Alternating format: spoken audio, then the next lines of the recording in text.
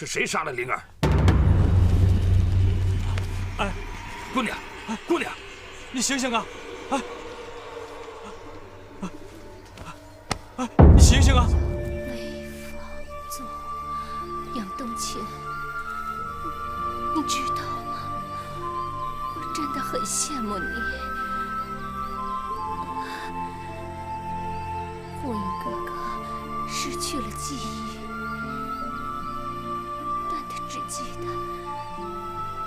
记得你的名字，冬青。你说什么？姐夫他什么都不记得了？火影哥哥，我敢说，这个世界上再也没有人比我更爱你了。可是你的心却早被他杨冬青给占得满满的，根本就容不下我。我真的不甘心。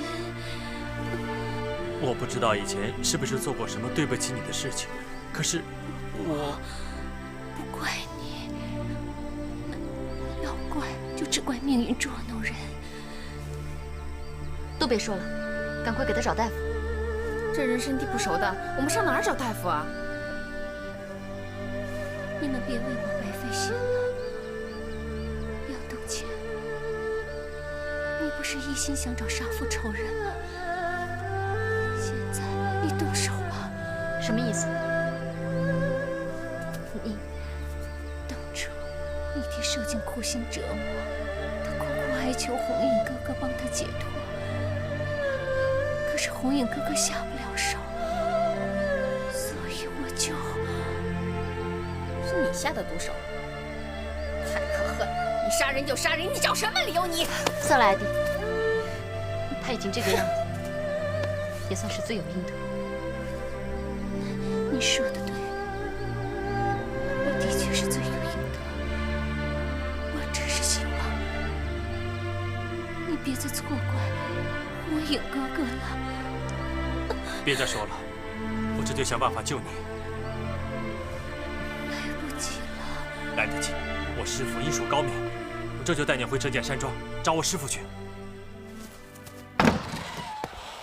师父，您救救徒儿！出了什么事？别慌，慢慢说。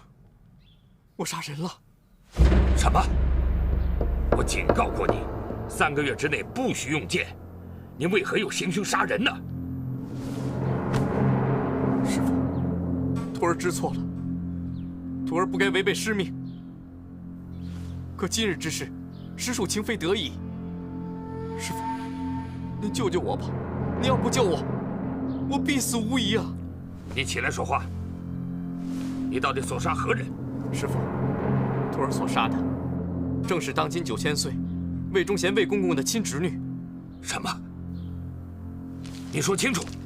今日我看到叶红影和一个女子出城，我便上去捉拿，没想到那个女子出手便是杀招，徒儿只好尽力格挡，没想到一不小心就把她给杀了。姓叶的狗贼跟我说，那个女子便是魏忠贤的亲侄女。师父，您救救徒儿吧！你要是不救我，我肯定性命不保啊！你糊涂！自古以来，杀人偿命是天公地道之事，何况那9000岁权倾天下，你杀了他的亲侄女，哎，只怕今后天下再也无你容身之处了。师父，现在普天之下，能救我的只有您了。只要您能拿出铁券救我一命，就算他是9000岁，拿我没有办法。师父，您救救我吧！这个，师父，叶红影那个叛徒回来了。我求你们让我见见师父。叶红影，你这个欺师灭祖的畜生，闹够了没有？你再敢往前一步，休怪我不留情面！你们才是畜生呢！我姐夫都这么求你们了，你们还想干嘛？艾迪，不得无礼。各位，麻烦你们通报一声，我们确实有事相求。少啰嗦，看我怎么收拾你！都给我住手！师父，孽徒，你还敢回来？师父，徒儿回来是求您救命的，您赶快救救这位姑娘吧。这姑娘是谁？我不知道她是谁，我只听说她是9000岁的亲侄女。二师弟说她叫魏方宗。他是魏放宗。师傅，赶紧救救他吧！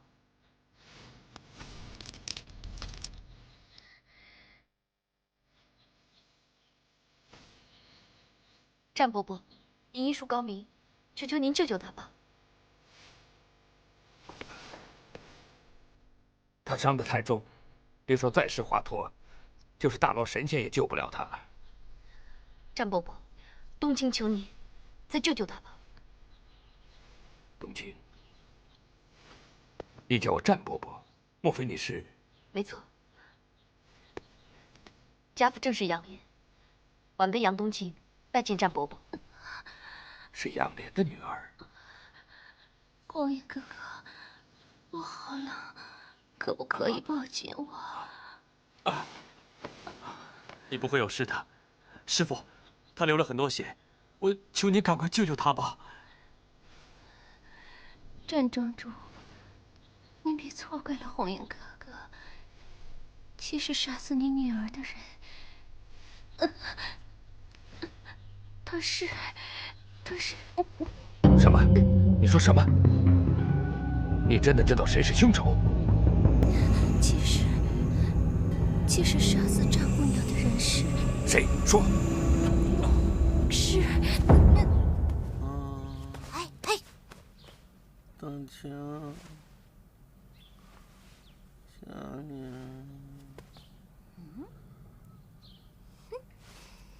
冬青姑娘。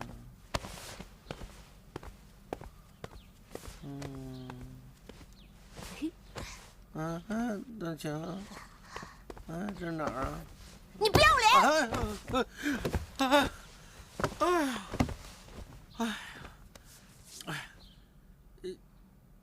小少爷，冬青呢？切，你做梦去吧！你做梦都不让我做完整了啊！干什么你这是？我困。快说，是谁杀了灵儿？哎，姑娘，姑娘，你醒醒啊！你醒醒啊！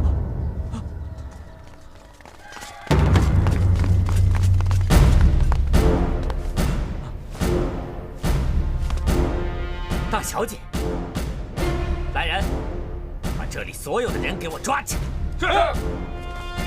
李公公为什么乱抓人？我们大小姐死在这里，你还有什么可以狡辩的？如果9000岁知道他的亲侄女躺在你们折剑山庄这冷冰冰的地下，他会怎么想啊？这一人做事一人当，人是我杀的，跟别人没有关系。要治罪，就治我一个人的吧。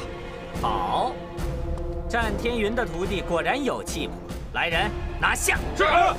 住手！怎么，你想犯上作乱？